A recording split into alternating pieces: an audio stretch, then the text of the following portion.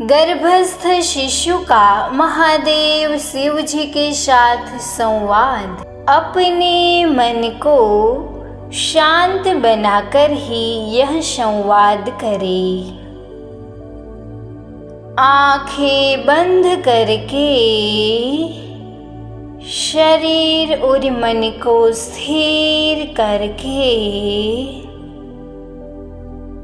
जो भी शब्द बोले जाए उसके मन में कल्पना करें। ओम नमः शिवाय। ओम नमः शिवाय। ओम नमः शिवाय। हे मेरे लाडले, मेरी लाडली, आज मैं तुझे सृष्टि के संहारक, पालक, देवाधिदेव महादेव शिव जी का परिचय देने जा रही हूँ। बेटा, हम शिव जी के गुणों का भी गान करेंगे और मैं तुम्हें शिव जी के अनेक स्वरूपों की अद्भुत प्रतीति कराने वाली हूँ। इसीलिए बेटा, तुम शांति से सुनना। आज तुझे बहुत आनंद मिलने वाला है बेटा। इस संवाद के बाद तुम साक्षात शिव जी को अपने सामने पाओगे। मम्मा, मैं तो सुनने के लिए बेताब हूँ। तुम जल्दी जल्दी सुनाओ। बेटा, शिव ही सत्य है, वही हमें सत्यता का बोध कराते हैं। उन्हें समझने के लिए सबसे पहले हमें अपने आप को, खुद को समझना पड़ता है बेटा। और ऐसा भी कहा जाता है कि देवाधिदेव महादेव का चरित्र ही सफलता का उदाहरण है। बेटा, यह एक ऐसे देवता है जिनकी उपासना देव, दानव, नर, गंधर्व सभी करते हैं। महादेव हमें जीवन में सत्यता की प्रतीति कराने वाले देव है। बेटा, हमेशा अपने जीवन में सत्यता के मार्ग पर चलकर आगे बढ़ना। सदैव के लिए तुम विजय प्राप्त करोगे। बेटा, मैं शिव जी से सदैव प्रार्थना करती हूँ कि मेरा शिशु सदैव के लिए सत्य के मार्ग पर चलने वाला हो। हे प्रभु, मेरे शिशु को यह पहला आशीर्वाद प्रदान करना कि मेरा शिशु सदैव के लिए सत्य के मार्ग पर ही चले और सफलता को चूम ले। बेटा, शिव जी का स्वरूप अत्यंत ही मोहक है। उनका मनोहर स्वरूप ही ऐसा है कि हम देखते ही रहे, देखते ही रहे। मम्मा, कैसा? मुझे तो नहीं पता है, मैंने नहीं देखा है। बेटा, शिव यज्ञ के रूप को धारण करते हैं। लंबी लंबी खूबसूरत जिनकी जटाएं हैं, जिनके हाथ में धनुष है जो सत्य स्वरूप है अर्थात सनातन है। उसके अर्धनग्न शरीर पर राख या भभूत मटे जटाधारी, गले में रुद्राक्ष और सर्प लपेटे तांडव नृत्य करते हैं तथा नंदी जिसके साथ रहता है उसके 3 नेत्र है। वे सदा शांत और ध्यान मग्न रहते हैं। वह स्वयंभू माने गए हैं। अद्भुत माँ, अद्भुत। मम्मा, मुझे प्रभु का यह स्वरूप बहुत पसंद आया।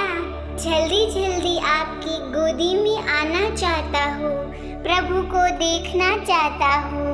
हाँ बेटा, तुम मेरी गोद में जल्दी आने वाले हो और मैं आपको महादेव शिव देवाधिदेव नीलकंठ गंगाधर को आपसे रूबरू कराऊंगी बेटा। हमारे घर में, हमारे मंदिर के अंदर महादेव की छवि है, जिसका मैं हर रोज सुबह शाम दर्शन करती हूँ। तुम आ जाओ, उसके बाद तुम भी मेरे साथ प्रभु का दर्शन करना बेटा। बेटा, मैं महादेव से दूसरा आशीर्वाद मांगती हूँ कि मेरे शिशु का स्वरूप अत्यंत ही भावुक, तेजस्वी, दिव्य और मनमोहक हो। हे मेरे अति प्राण प्रिय शिशु, महादेव का नटराज स्वरूप तो बहुत ही मनमोहक है, हमें बहुत कुछ सिखाने वाला है।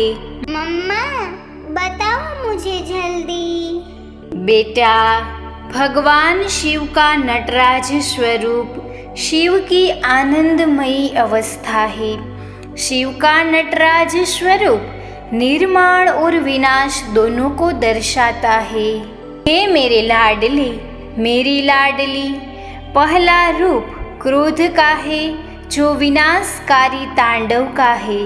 शिव जी तांडव के समय ही बुराइयों को खत्म करने के लिए अपना तीसरा नेत्र खोलते हैं। वह उनका नृत्य डमरू के बिना होता है। भगवान शिव की तीसरी आँख ज्ञान की आँख है, सार और असार को देखती है, आसुरी हरकत को पहचानती है और आसुरी तत्व को जलाकर भस्म कर देने वाली है।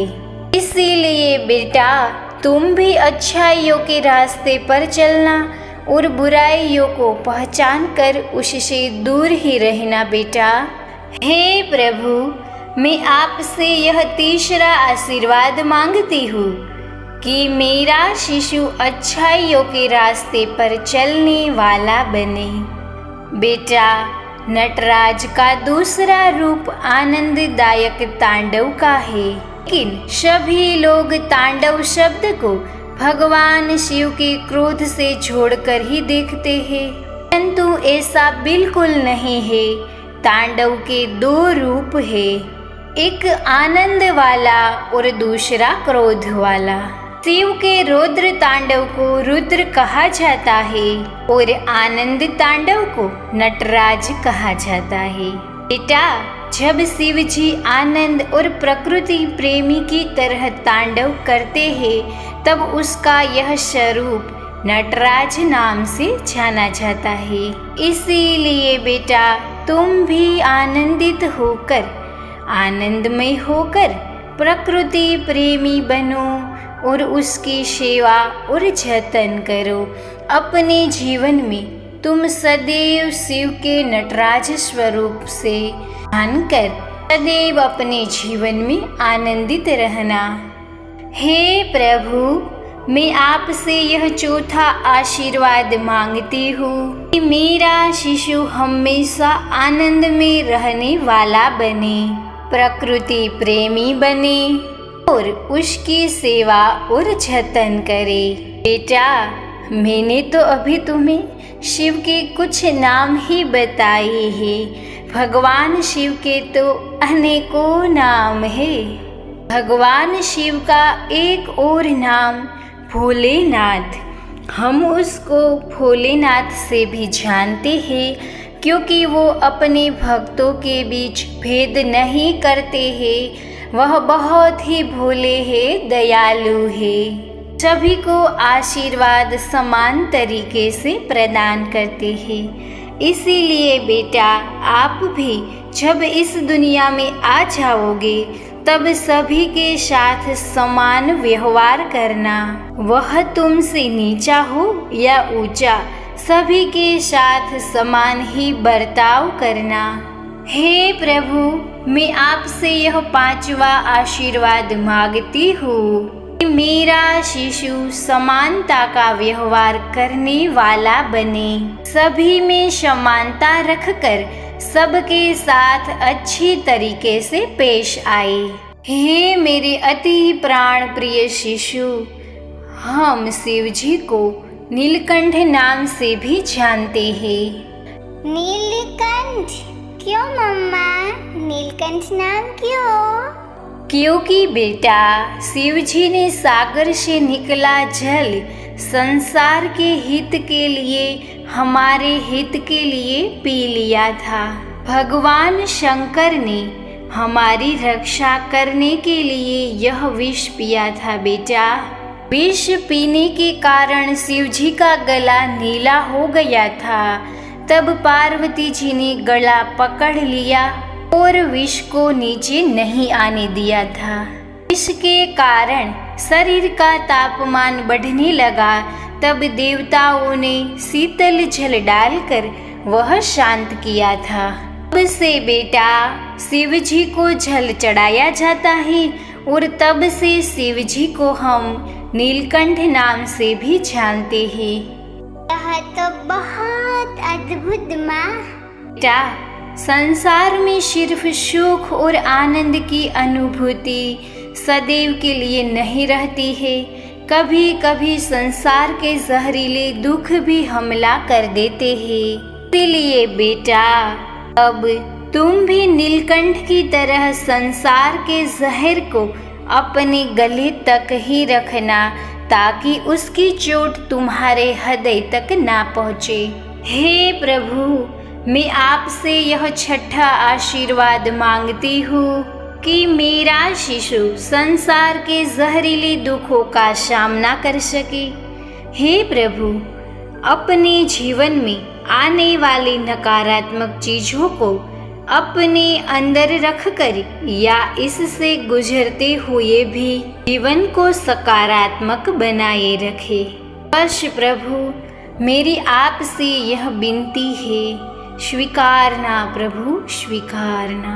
हे मेरे लाडले, तुम भी शिव जी के यह सभी गुणों को साथ में रखकर अपना जीवन व्यतीत करना बेटा, अपना जीवन व्यतीत करना। तुम सदैव के लिए सुखी रहोगे। हाँ मम्मा।